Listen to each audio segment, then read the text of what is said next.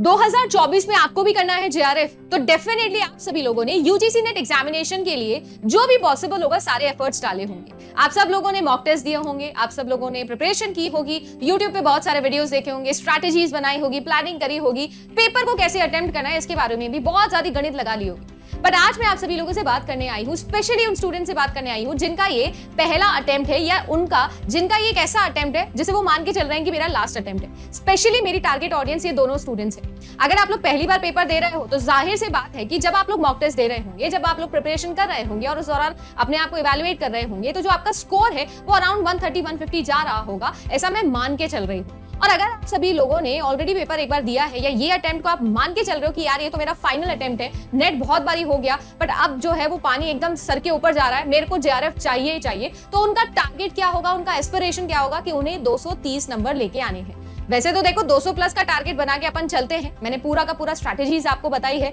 कैसे करना है क्या करना है वो सब मैं आपको बताती हूँ जब आप लोगों का प्रिपरेशन शुरू होता है। बट अभी एक टाइम है जब आपके एग्जाम में 2 दिन बचे हैं कि कैसे ये 130, 100-150 को हम लेके जा सकते हैं 200 पार, 230 कैसे लेके जा सकते हैं। तो कुछ प्राइमरी प्रॉब्लम्स हैं जो मुझे ऐसा लगता है कि ओवर दीज 4 इयर्स मैंने नोटिस की है स्टूडेंट्स के अंदर। पिछले 4 साल से नेट को पढ़ा रही हूँ तो इतना समझ में आ गया कि स्टूडेंट साइकोलॉजी कैसे चलती है, यहाँ पर पेपर का पैटर्न कैसे चलता है। तो बहुत सारी चीजें हैं जो एक्सपीरियंस करी है और वही एक्सपीरियंस से आप लोगों के लिए समराइज करके लेके आई हूं अगले 5 मिनट के अंदर कुछ ऐसी प्रॉब्लम्स और फिर क्या सोल्यूशन उनका हो सकता है उस पर बात करेंगे। तो चलिए आइए स्टार्ट करते हैं आज का हमारा वीडियो। पहली बार आए हो तो चैनल को कर लेंगे भाई जल्दी से सब्सक्राइब, आराम से देखिएगा, पूरा का पूरा एनालाइज करिएगा, फिर सब्सक्राइब करिएगा, कोई जल्दी नहीं है। आप सब लोगों के लिए पूरी मेहनत हो रही है, कोर क्वालिटी कंटेंट के ऊपर बात करते हैं और ऐसे ही पूरा का पूरा पेपर एनालिसिस लेके आऊंगी 18 जून को शिफ्ट 1 का और शिफ्ट 2 का आप सब लोगों के लिए क्योंकि इस बार पेपर आंसर की के साथ हम रिलीज करेंगे क्योंकि ऑफलाइन है तो काफी सारा फायदा है जो आप लोगों को मिल जाएगा। तो आप लोगों के लिए जो है वो प्रॉपर प्लानिंग हो चुकी है। मैं आपसे डिस्कशन स्टार्ट करती हूँ कि कैसे आप लोगों का ये जो 130 या ये जो 150 वाला जो नंबर है, ये जो आंकड़ा है, इसको हम लेके जा सकते हैं 200 पार। और इस बार मैं क्यों 230 लेके आई हूँ, देखो अगर मैं ओवर दीज इयर्स देखूं तो आप लोगों की जो कट ऑफ है उस कट ऑफ के अंदर एक ऑब्जर्व किया है मैंने कि एक नॉर्मल फ्लो में चीजें जो है वो ज्यादातर इंक्रीज ही हुई है, स्ट्रिक्टली इंक्रीजिंग ग्राफ नहीं तो इंक्रीजिंग ग्राफ डेफिनेटली बना है। अगर आप लोगों के 180 नंबर बन रहे हैं तो मेरे हिसाब से आपको 200 टारगेट करने चाहिए, 200 बन रहे हैं तो जाहिर सी बात है कि आपको 200 से ज्यादा टारगेट करने चाहिए। इसके अलावा 84 सब्जेक्ट्स है भाई, 83 प्लस सब्जेक्ट्स है जिसमें पेपर हो रहा है, तो मैं ऑन एन एवरेज बता रही हूँ कि 230 इसलिए मैंने ये आंकड़ा चुना है। और अगर आप जेआरएफ क्वालिफाई करना चाहते हो तो देखो बहुत बड़ा मार्जिन आप लोगों को लेकर चलना चाहिए अपने लिए। अगर आप घर में बैठ के 230 ला रहे हो, 240 नंबर ला रहे हो, 200 नंबर ला रहे हो, अगर 230 ला रहे हो घर में बैठ के तो मेरे हिसाब से एग्जाम में जाके वैसे ही वो आपका 215, 220 हो जाएगा। वो 10 नंबर का 15 नंबर का मार्जिन आप मान के चलो कि हो जाता है पेपर के पैटर्न के ऊपर, डिफिकल्टी लेवल, एटमॉस्फेयर। इस बार तो ऑफलाइन है तो पता नहीं कौन सी जगह पर आपका सेंटर आएगा, तो बहुत सारी चीजें जो अफेक्ट करेगी। डरना नहीं है, ये भी हैंडल कर लेंगे, इतना कुछ झेल लिया है। तो अब बात करती हूँ, सीधा पॉइंट पे आती हूँ कि कुछ मेजर प्रॉब्लम्स है जो मैंने नोटिस करी है। सबसे पहली बात, अगर आप सभी लोगों ने मॉक टेस्ट दिए हैं तो मॉक टेस्ट के अंदर आप सभी लोगों को ऐसा लग रहा होगा कि यार लगातार मैं मॉक टेस्ट दे रहा हूँ, मेरे 150 नंबर आ रहे हैं, कभी मेरे 160 आ जाते हैं, कभी तो बिल्कुल 130 ही रह जाते हैं। तो आखिर इसका रीजन क्या है? सबसे बड़ा रीजन हो सकता है कि जो मॉक टेस्ट हो उसमें कंटिन्यूटी ना हो, मतलब कंसिस्टेंसी ना हो क्वेश्चंस के अंदर। और मॉक टेस्ट बहुत ही नॉर्मली कंसिस्टेंट बनाने की कोशिश की जाती है। जैसे अगर आप जेआरएफ अड्डा के मॉक टेस्ट देखोगे तो हम कोशिश करते हैं, but mock test is variety, mock test is not your original paper. तो यहाँ पर जो है वो रेंज चलती है। तो पहली बात तो इतना डरो मत। हाँ, ये जरूर बोलूंगी कि अगर आपके 130, 140 या आपके 110, 120 नंबर बन रहे तो मैं फिर बोलूंगी कि बहुत दूर हो, दिल्ली अभी बहुत दूर है। बट हाँ, ये है कि अगर 150, 160, 180 के आसपास पहुंच जा रहे हो तो मान के चलिएगा ये क्या है, ये ऊपर नीचे चलता रहता है। तो पहली बात तो इतना टेंशन मत लो। मॉक टेस्ट जो है उसके अंदर वेराइटी ऑफ क्वेश्चंस आते हैं, कभी कोई यूनिट ज्यादा डोमिनेंट, कभी कुछ और। बट अगर आपने ऑफलाइन टेस्ट दिए थे जो जेआरएफ पे मैंने अभी करवाए थे, तो मैं आपको बताती हूँ पेपर का लेवल वैसे रहा। अगर इन टेस्ट के अंदर आप सभी लोगों के 200 के आसपास नंबर बन रहे हैं, 180 प्लस नंबर बन रहे हैं, तो मुझे ऐसा लगता है कि आप अच्छी पोजीशन में हो।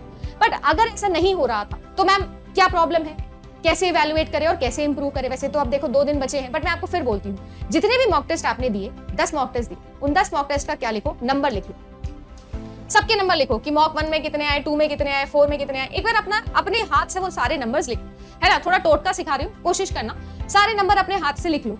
लिखने के बाद में डेट लिखो नीचे, कौन सी तारीख को कौन सा टेस्ट मैंने दिया था। मेरे हिसाब से मॉक टेस्ट के अंदर 2 इंपॉर्टेंट चीजें जो स्टूडेंट मिस करता है। सबसे पहली बात तो स्टूडेंट मॉक टेस्ट देके ये सोचता है कि मेरी प्रैक्टिस हो गई, खत्म कहानी।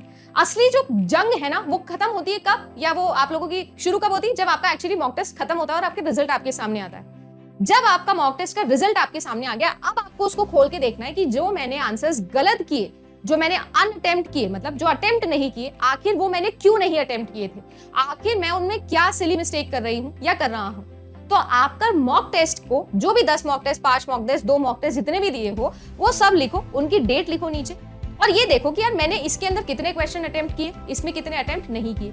सेम चीज ये लिखो, उनके नीचे लिखो कि यार मैंने कौन कौन सा टॉपिक जो है उस पर गलती करी, कौन कौन से टॉपिक पर मैंने गलती नहीं करी। तो एक बार ये जरूर ट्राई करिएगा, और ये चीज अगर आप कर सकते हो तो आप अपने आप का बहुत अच्छा सेल्फ एनालिसिस कर रहे हो, और ये सेल्फ एनालिसिस आपके एग्जाम के अंदर अच्छे खासे 40 नंबर बढ़ा देगा, ये मैं आपको गारंटी कह रही हूँ। मेरे पढ़ाने से, किताब पढ़ने से, ये करने से, 1000 वीडियोस देखने से सिलेक्शन नहीं होगा, ठीक है। बहुत कम ऐसे टीचर्स होंगे जो शायद आपको ये बताते होंगे, बट मैं क्योंकि हमेशा बोलती हूँ कि मैं यहाँ पर आप लोगों के लिए वही बोलूंगी जो मुझे लगता है कि सही है, ना कि वो जो बहुत अच्छा लगे आपको। तो मैं आपको ये रियलिटी बता रही हूँ। आप जितना अच्छा अपने आप को जानते हो उतना अच्छा आपको कोई नहीं जानता, कोई भी नहीं। तो अपने आप से सवाल पूछो, और वो सवाल जो है वो वर्बल होने चाहिए, रिटनली वर्बल होने चाहिए, वो ओरल नहीं होने चाहिए। अच्छा ऐसा था नहीं, लिखित में पूछो अपने आप से। आपके दिमाग को होना चाहिए याद कि मैंने ये टॉपिक लिखा था, कि हाँ ये मैंने गलत किया, इसमें ये मिस्टेक करी। तो अपने आप का self evaluation in the terms of topics, unattempted topics, and कितना स्कोर कौन सी तारीख को किया। अब मैंने तारीख क्यों लिखवाई, तारीख मैंने इसलिए लिखवाई कि आप अपनी फ्रीक्वेंसी देखो कि आपके मॉक टेस्ट देने की फ्रीक्वेंसी क्या थी। तो या तो ऐसा होगा कि आपने बिल्कुल भी फ्रीक्वेंटली मॉक टेस्ट नहीं दिया, कभी 1 दिन में दे दिया, कभी 2 दिन में दे दिया, कभी 1 दिन के अंदर 3 दे दिए। अगर वो फ्रीक्वेंसी में कंसिस्टेंसी नहीं थी तो भी आपके मॉक टेस्ट के अंदर ऊपर नीचे हो सकते हैं, तो घबराइए मत। बट फिर भी ट्राई ये करिए कि अपना सेल्फ बिलीव मेंटेन करके रखिए, ताकि आप लोगों को वो फ्रीक्वेंसी और वो कंसिस्टेंसी इशू एग्जाम टाइम के ऊपर परेशान ना करे कि यार मेरे मॉक में नहीं आ रहे थे। वो एक बैगेज लेके एग्जाम को अटेम्प्ट करने नहीं जाना है। दूसरी चीज, मॉक टेस्ट को अपना बिल्कुल आइडियल मत मानो। पहली बात तो आपको मैंने बताया, प्रीवियस ईयर पेपर आपका आइडियल होता है, तो सेम चीज प्रीवियस ईयर पेपर में करो कि जब आप लोग आज एक काम करिएगा, मेरे कहने पर 2 आप लोगों के दिन बचे, आज बैठ के एक पेपर निकाल लेना, कोई भी प्रीवियस ईयर निकाल लेना, पेपर 1, पेपर 2, कोई भी। से फॉर एग्जांपल आप निकाल लेना अपना 2022 का पेपर निकाल लेना, या 2021 का पेपर निकाल लेना। सबसे बेस्ट पेपर मुझे 21 का लगा था, 21 का पेपर निकाल देखना आप ओरिजिनली 3 घंटे के अंदर बैठ के उसके अंदर कितना स्कोर करते हो, और फिर उसमें सेम चीज करना, कितने क्वेश्चन अटेम्प्ट किए, कितने नहीं किए, कौन सा टॉपिक अटेम्प्ट किया, कौन सा टॉपिक अटेम्प्ट नहीं किया, और जो अटेम्प्ट किया उसमें क्या गलती करी, और जो अटेम्प्ट नहीं किया क्या वो मैंने दोबारा से रिवाइज कर लिया या नहीं। लिखित में अपने आप से बातें करिएगा, ठीक है ना। अगर आप जेन्युइनली मेरे स्टूडेंट हो तो आप समझ रहे होंगे कि मैं सारी बातें आपको क्यों बोल रही हूँ। अब आ जाती हूँ कि ये चीज तो मैम समझ में आ गई, मॉक टेस्ट वाला झोल या प्रीवियस ईयर वाला झोल, ये तो चलो समझ में आ गया। इसके अलावा ऐसा हम क्या कर सकते हैं अगले 2 दिन के अंदर जो हमारे लिए बेस्ट है। पहली चीज जो सबसे बड़ी गलती स्टूडेंट करता है वो लगता है नई चीज पढ़ने में। मेरे हिसाब से मैं आपको फिर बोल रही हूँ, अगर इस वक्त आपको ऐसा लगता है कि आप ये भी पढ़ लो, वो भी पढ़ लो, ये नई चीज भी, वो नई चीज भी, मैं कहती हूँ कि आप बहुत लकी हो। अगर ऐसा होता है कि आप एग्जाम के 1 घंटे पहले कुछ पढ़ते हो और वो आपके एग्जाम में आ जाता है, तो आप गॉड गिफ्टेड हो। आपको जो है वो कौन बनेगा करोड़पति में जाना चाहिए। ये यूजीसी छोड़ दो, मैं आपको जेन्युइनली बता रही हूँ, अगले 2 दिन में आप ऐसा कुछ भी नहीं पढ़ने वाले हो जो आप लोगों को बहुत ज्यादा काम आएगा। अगले 2 दिन में कुछ भी नया पढ़ना आपके लिए कोई जरूरी नहीं है।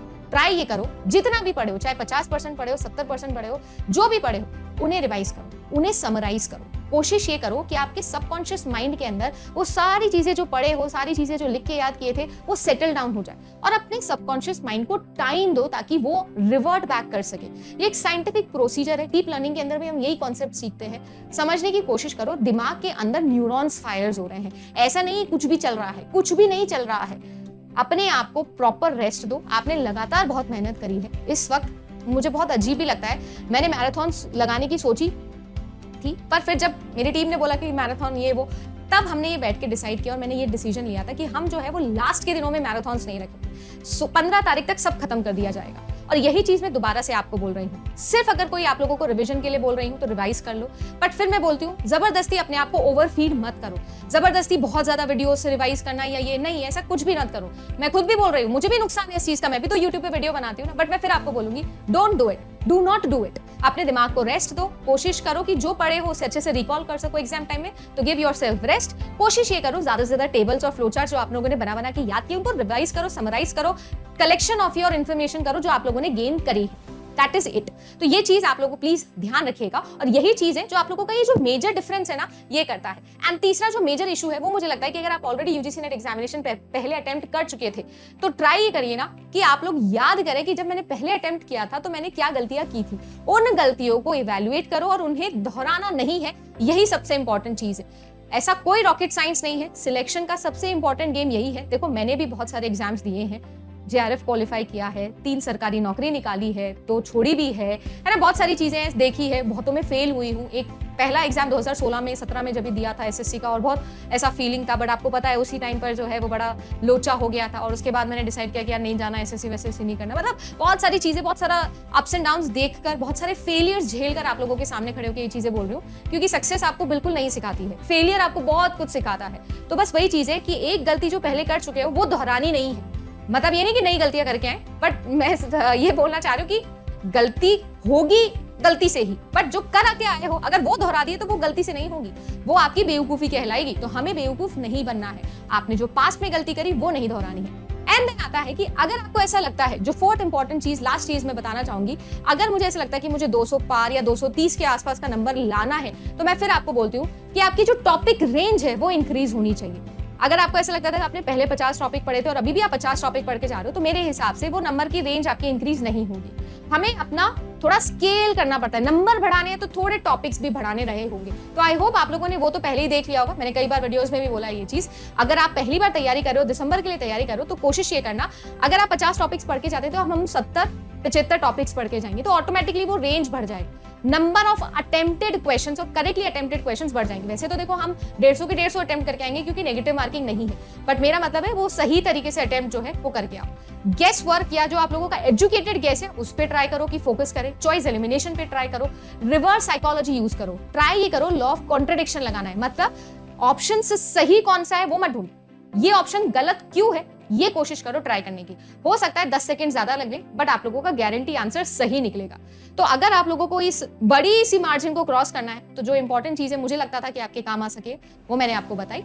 उम्मीद करती हूँ आप लोग अप्लाई करोगे, पसंद आया होगा तो कमेंट कर दोगे, वीडियो लाइक कर देना, चैनल पे अगर लगता है कुछ मीनिंगफुल बताया जा रहा है तो सब्सक्राइब कर लेना। साथ ही साथ अगर आप सभी लोग दिसंबर एग्जामिनेशन के लिए प्रिपेयर करना चाहते हैं तो हेल्पलाइन नंबर है UGC net examination paper 1 plus paper 2 का कंप्लीट दिसंबर का कोर्स 1 जुलाई से स्टार्ट कर रहे हैं। ज्वाइन करना चाहते हो तो जेआरएफ अड्डा एप्लीकेशन को डाउनलोड करो और ज्वाइन नाउ।